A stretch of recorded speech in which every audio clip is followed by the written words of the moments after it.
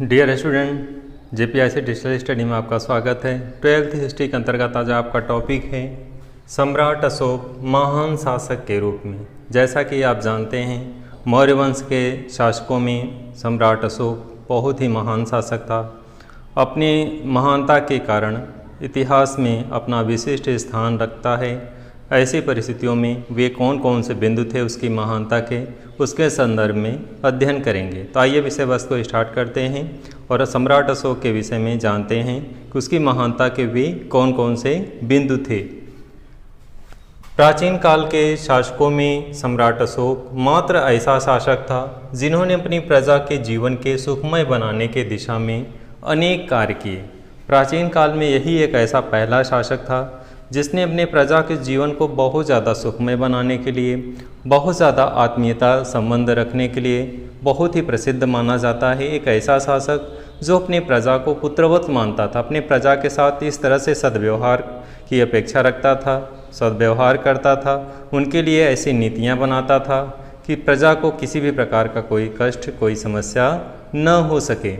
तो इस संदर्भ में उसने बहुत सारे कार्य किए। उसकी महानता के बहुत सारे कारण थे, जो उसकी महानता के कई कारणों के इकट्ठा परिणाम था, जिसके संदर्भ में हम अध्ययन करेंगे। तो आइए स्टार्ट करते हैं और चलते हैं उसकी महानता के कौन कौन से कारक थे जिसके कारण वो जनता के मध्य और भारतीय इतिहास में अपना विशिष्ट स्थान बना सका। उसकी महानता के गौरव गाथा हम अपने इतिहास में अध्ययन करते हैं और पाते हैं कि किस तरह वो अपने महान कार्यों के बल पे, अपने ऐसे विशिष्ट कार्यों के बल पे भारतीय इतिहास में अपना महत्वपूर्ण स्थान रखता है।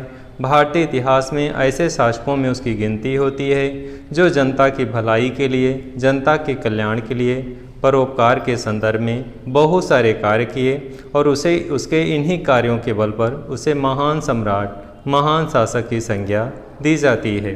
तो उसकी महानता की बहुत सारे गुणगान किए गए इतिहास में, उसकी महानता की बहुत सारी उपलब्धियां हैं, उसकी महानता के पीछे बहुत सारे कार्य हैं। उन सभी बिंदुओं पे हम अध्ययन करेंगे। तो आइए अपने विषय वस्तु को आगे बढ़ाते हैं और वे कौन कौन से महानता के कार्य थे जो उसकी उपलब्धियों में चार चांद लगाते हैं और उसे पराकाष्ठा पर ले जाते हैं।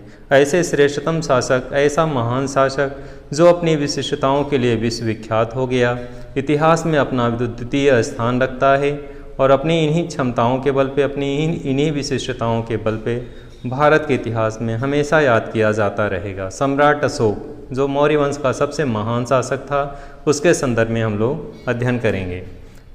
पहला वो उसका दृष्टिकोण कैसा था? मानववादी दृष्टिकोण। कहते हैं एक शासक जो होता है राज करने के लिए शासक बनता है कि किस तरह से हमें राजपाट चलाना है, किस रूप में चलाना है, कैसे चलाना है, उसका दृष्टिकोण कैसा होता है। सभी शासकों की अपनी अपनी दृष्टिकोण होता है। कुछ शासक केवल शासन करने के लिए शासक बनते हैं और कुछ ऐसे होते हैं जो जनता के सेवक के रूप में, सुरक्षा के रूप में, पहरेदार के रूप में अपने को प्रतिष्ठापित करते हैं। हम आपको सुरक्षा देंगे, शांति देंगे, सद्भाव देंगे, नैतिकता देंगे, कल्याण देंगे, विविध सारी विशिष्टताओं को आपको प्रदान करेंगे और आपको एक चरम पर ले जाएंगे। यानी मैं जो ईश्वर का प्रतिनिधि हूँ, राजा बना हूँ, शासक बना हूँ और इसके बनने के पीछे हमारी जो मंशा है, जनता का कल्याण है, जनता की भलाई है, जनता को उस चरम पे ले जाना है जो ईश्वर हमें इस रूप में यहाँ पे धरती में भेजा है। तो इस तरह से अपने अपने दृष्टिकोण होते हैं हर शासकों के। और सम्राट अशोक का दृष्टिकोण सभी शासकों से कुछ डिफरेंट था, बहुत ही अलग था। उसकी सोच, उसकी सोचने का तरीका, उसकी नीतियाँ, उसके कार्य, उसकी व्यवस्थाएं अन्य शासकों से बहुत उसे अलग करती हैं और यही विशिष्टता उसे चरम पर पहुंचाती हैं। इतिहास में अपना विशिष्ट स्थान रखने के लिए इतिहासकारों को विवश करती हैं कि एक ऐसा शासक जो अपने महानता के बल पे, अपने विशिष्ट कार्यों के बल पे जनता को पुत्रवत मान करके जिस तरह से उसने कार्यों को संपादित किया, उसके इन्हीं विशिष्टताओं के कारण भारतीय इतिहास में उसे हमेशा याद रखा जाएगा। उसकी महानता के गुणगान हमेशा भारतीय इतिहास में किए जाएंगे और विश्व इतिहास में सम्राट अशोक भारत का एक ऐसा शासक जो हमेशा संपूर्ण विश्व में अपना गौरव गाथा का परचम फहराता रहेगा। तो इसी विशिष्टताओं का हम लोग अध्ययन करेंगे कि किस रूप में उसने अपने इन्हीं कार्यों के बल पे उन शासकों में गिना जाता है जो सबसे महान शासक थे प्राचीन काल के। तो प्राचीन काल के सबसे महान शासकों में एक ऐसा शासक था जो विलक्षण प्रतिभा, अद्भुत कह सकते हैं विचारधारा का धनी व्यक्ति और अपने इन्हीं कार्यों के बल पे महान बन गया। उसकी महानता के गुणगान के संदर्भ में उसकी व्यवहारिक चीज़ों को हम लोग समझेंगे, किस रूप में उसने व्यवहारिक कार्य किए, ऐसे कौन से कार्य किए जिसके कारण वो महान बन जाता है। देखते हैं हम लोग, दृष्टिपात करते हैं उसके मानवता दृष्टिकोण के संदर्भ में। कलिंग युद्ध हुआ था। कलिंग प्लेस है उड़ीसा में, कलिंग युद्ध हुआ था और इस युद्ध में लाखों के हज़ारों की संख्या में लोग मारे गए थे। बहुत ज़्यादा संख्या में जब लोग मारे गए, उस घटना को देख करके उसके हृदय में परिवर्तन हुआ। सम्राट अशोक इस घटना को देख के कि इतने लाशों के ढेर के पश्चात मैं सिंहासन को प्राप्त किया हूँ, अपने 99 भाइयों की हत्या किया हूँ, इतनी संख्या में लोग यहाँ पे मारे पड़े हैं, और उसका हृदय परिवर्तन हो जाता है। कलिंग युद्ध के पश्चात उसका हृदय इतना आंदोलित हो जाता है कि वो हमेशा मतलब इस तरह से परिवर्तन हो जाता है, उसका माइंड परिवर्तन हो जाता है और उसने प्रतिज्ञा करता है कि मैं आने वाले टाइम में युद्ध नहीं करूंगा और एक ऐसे क्षेत्र में जाऊंगा, उस चरम पे जाऊंगा जहां मानव कल्याण के लिए केवल कार्य करूंगा। और उसने राजनीति में उन कार्यों को, उन विशिष्टताओं को आत्मसात कर लिया कि अब मैं जीवन तो जीऊँगा शासक के रूप में, लेकिन हमारे कार्य इतने महान होंगे, जनता के भलाई के लिए होंगे, जनता के सेवक के रूप में होंगे, ना कि एक शासक के रूप में होंगे। तो कहने का तात्पर्य है कि कलिंग युद्ध के कारण उसका जो दृष्टिकोण में परिवर्तन आता है, उस घटना को देख के कितने सारे लोग मारे गए हैं, इस घटना के कारण वो क्या करता है, अपने राजनीति के केंद्र बिंदु को क्या बनाता है, शांति और अहिंसा को अपना राजनीतिक केंद्र बिंदु बना लेता है। एक ऐसा शासक जो अपने राजनीति में शांति और अहिंसा को केंद्र बिंदु बनाता है, किसी केंद्र के रह करके इसी केंद्र बिंदु पर आसीन होकर के हम अपने शासन कार्यों को संचालित करेंगे, अपने इसी अहिंसावादी नीतियों को अपने शासन में व्यवहारिक रूप प्रदान करेंगे। किस तरह से एक शासक जैसा शासन करता है, जिन नीतियों को क्रियान्वित करता है, उन नीतियों में हम अहिंसा को लागू करेंगे, उन नीतियों में हम शांति को लागू करेंगे, प्रजा वात्सल्य के रूप में कार्य करेंगे, जनता के भलाई के लिए हमेशा तत्पर रहेंगे। तो अपनी इस नीतियों के कारण वो विश्वविख्यात हो जाता है और ये कलिंग युद्ध उसके जीवन का टर्निंग पॉइंट होता है। यहीं से उसके अंदर परिवर्तन आता है कि अब हम जो है आने वाले समय में जो भी हमारा जीवन अब रहेगा वो जनता की भलाई के लिए होगा, जनता के कल्याण के लिए होगा, लोक कल्याणकारी कार्यों से युक्त रहेगा। कभी भी हम जनता के विपरीत, कभी भी जनता के इतर कोई ऐसा कार्य नहीं करेंगे जो जनता को कष्ट पहुँचे। तो इस तरह से उसके जीवन का ये टर्निंग पॉइंट था कलिंग युद्ध।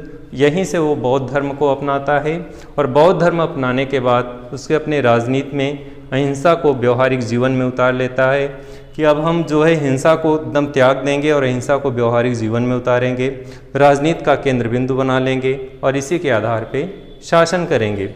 इस तरह से वो मानवतावादी दृष्टिकोण को रखते हुए भारत में शासन करता है, शासन को संचालित करता है। आगे बढ़ते हैं हम लोग। आदर्श शासक, जैसा कि आदर्श नाम से ही क्लियर है कि ऐसा शासक जो आदर्शों पे चले, लेकिन आदर्श ऐसे होने चाहिए केवल विचारों में नहीं, व्यवहारों में भी होने चाहिए। व्यवहार में भी वो आदर्श दिखाई देना चाहिए। और ये व्यवहार में आदर्श किस में दिखता है? इस महान शासक सम्राट अशोक के व्यवहार में। जैसा कि शब्द से विदित होता है, प्रजा में नैतिकता का विकास करने के लिए उसने धर्म महामात्र क्या किया था? अधिकारी की नियुक्ति किया था और वो इस अधिकारी के माध्यम से जनता के मध्य नैतिकता का पाठ पढ़ाता था, नैतिकता के विकास के लिए अग्रसर रहता था। किस तरह से जनता में नैतिकता भरी जाए, जनता को कैसे आत्मसात करने के लिए उसके अंदर उनके संबंधों को मधुर बनाया जाए। सम्राट अशोक अपनी प्रजा को पुत्रवत मानता था और ये स्नेह भावना का जब संचार उसने शुरू किया अपने कार्यों से, अपनी नीतियों से, तो जनता को भी एहसास होने लगा कि हमारा एक ऐसा सम्राट है, एक ऐसा शासक है जिसका जुड़ाव हमसे भावनात्मक है, केवल शासक के रूप में नहीं कि हम कर देंगे हमें सुरक्षा मिलेगा। उसका संबंध भावनात्मक था, उसका संबंध आत्मीयता का था और उसने प्रजा के साथ एक पुत्रवत व्यवहार अपनाना शुरू किया। प्रजा के हित के लिए विविध सारे कार्य किए, बहुत सारे कार्य किए और प्रजा के वो हमेशा पुत्र की तरह देखता था कि हम अपने इन पुत्रों को कष्ट नहीं देंगे। इस जीवन में यह लोक में जो है उन्हें किसी भी प्रकार का कष्ट नहीं मिलेगा, और अपने इन्हीं सद्कार्यों से उन्हें नैतिकता का पाठ पढ़ाएंगे, उन्हें नैतिकता से युक्त करेंगे, नैतिकतावान बना देंगे, और वे नैतिकवान बनने के पश्चात यह लोक में ही नहीं परलोक में भी विशेष स्थान प्राप्त करेंगे। परलोक में भी जाएंगे तो उन्हें किसी भी प्रकार का कोई कष्ट नहीं होगा। कहते हैं मानव कर्मों के आधार पर फल भोगता है। जब हम उनको यह लोक में उनके कर्मों को इतना बेहतर बना देंगे, उनके अच्छे कार्यों के बल पे वे अगले लोक में परलोक में जब जाएंगे तो वहाँ किसी भी रूप में उन्हें कष्ट नहीं मिलेगा। तो अपने पुत्र को यानी अपनी प्रजा को पुत्रवत मानता था और इसी आदर्श को लेकर के जीता था, इसी आदर्श को वो क्रियान्वित करता था, इसी आदर्श के बल पे वो जनता के लिए बहुत सारे कार्य किए, पुत्रवत व्यवहार किया जनता के साथ, और जनता भी उसके प्रति आत्मीय संबंध रखते हुए अपने शासक के प्रति कृतज्ञ रही हमेशा। आगे बढ़ते हैं हम लोग इसी क्रम में। संस्कृति का संरक्षक सम्राट अशोक एक महान संस्कृति का संरक्षक था। डियर स्टूडेंट, संस्कृति शब्द जैसे अपने आप में विदित होता है कि संस्कृति में शिक्षा आएगा, साहित्य आएगा, कला आएगा, विविध चीज़ें आ जाएंगी जो संपूर्ण विविधताओं को लिए हुए है और संस्कृति का परिचायक होगी। तो यहाँ पे संस्कृति के संदर्भ में शिक्षा, साहित्य, कला के विकास में अशोक का महान योगदान था। उसने इसके विकास के लिए अपना अथक योगदान दिया कि शिक्षा विकसित होगी, लोग शिक्षित होंगे तो नैतिकवान होंगे, चरित्रवान होंगे, व्यवहारिक जीवन में इन चीज़ों को उतारेंगे। नैतिकता व्यवहारिक जीवन में दिखेगी, केवल आत्मसात, केवल कहते हैं ना कि किसी चीज़ को केवल पढ़ लेना, ज्ञानात्मक अध्ययन कर लेना ही काफ़ी नहीं है। जब तक उस चीज़ को आत्मसात न किया जाए, और जब आत्मसात कर लिया जाएगा तो वो चीज़ें व्यवहारिक जीवन में भी दिखाई देगी। तो सम्राट अशोक ने भी यही चीज़ किया, अपने प्रजा के अंदर उन चीज़ों को डाला। उसने नैतिकता को डाला, उसने शिक्षा के विकास के माध्यम से लोगों को शिक्षित किया। उसके काल में साहित्य का विकास हुआ, जैसा कि सभी जानते हैं तक्षशिला शिक्षा का केंद्र था। तो उस समय शिक्षा का केंद्र क्या था? तक्षशिला, और यहीं से जो है शिक्षा स्टार्ट हुई। पूरे भारत में लोग शिक्षित हुए, दूर दूर तक के लोग पढ़ते थे आके। उसने स्तूपों और विहारों का निर्माण कराया, जिससे कला के क्षेत्र में अद्भुत विकास हुआ। उसने विविध सारे भवनों का निर्माण कराया, अभिलेखों का निर्माण कराया। अभिलेखों के माध्यम से उसने जनता को नई नई दिशा निर्देश जारी किए। उसने चिकित्सालय, धर्मशालाएँ स्थापित किया, सड़कों के किनारे वृक्ष लगवाए, सड़कों के किनारे जगह जगह पे धर्मशालाएँ, जिससे लोग वहाँ पे आराम कर सकें। उसने पशुओं के लिए, मानव के लिए चिकित्सालय की स्थापना की, जिससे उनके रोगों का निदान किया जा सके, उनके कष्टों को दूर किया जा सके। तो उसने मानव कल्याण के लिए बहुत सारे कार्य किए। सिंचाई के क्षेत्र में उसने तालाबों का निर्माण कराया, कुओं का निर्माण कराया, उसने नहरों का निर्माण कराया, बहुत सारे वृक्ष लगवाए। तो इस तरह से मानव कल्याण के उसने विविध कार्य किए। उसकी इसी विशिष्टताओं के कारण भारतीय इतिहास में उसे महान सम्राट की संज्ञा दी जाती है। डियर स्टूडेंट, आज के इस वीडियो में आपने सम्राट अशोक के एक महान शासक था, किस रूप में उसकी महानता थी, कैसी थी, इस संदर्भ में आपने अध्ययन किया। फिर से इस विषय वस्तु को यहीं समाप्त करते हैं और नए वीडियो के साथ, नए विषय वस्तु के साथ फिर से मिलते हैं। धन्यवाद।